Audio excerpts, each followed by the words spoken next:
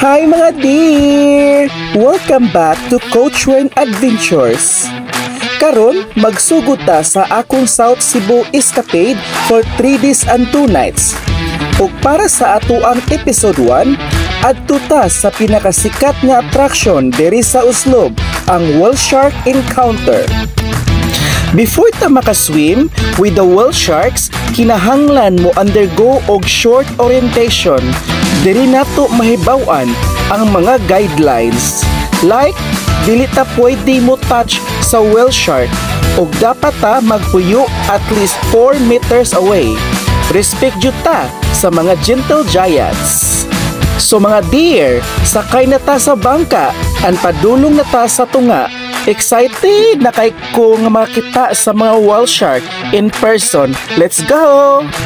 Grabe ka-amazing ang experience. Imagine na aka duol sa usa ka gentle giant nga mahimong up to 40 feet long. Pero maski dagko kaayo sila, very calm ug friendly. Truly once in a lifetime nga adventure.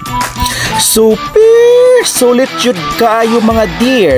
Kung naamoy chance, try gyud ninyo ang Whale Shark Encounter diri sa Uslob.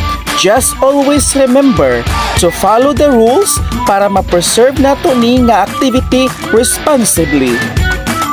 Kung gusto pud mong maka-experience ani nga Whale Shark Adventure sa Uslob, pwede ra kaayo mo maka-avail sa Sib Tours by A Biyahe. Complete na ang ilang packages, hassle-free pagyud ug sulit gyud para sa inyong barkada o pamilya. So, mauto ang atoang episode 1, Whale Shark Encounter. Daghang salamat sa pag-uban, pero dili pa panahuman kay sunod episode ato ning bisitahon ang Tumalog Falls, ang Enchanted Lake Falls diri ra gihapon sa Uslob. Don't miss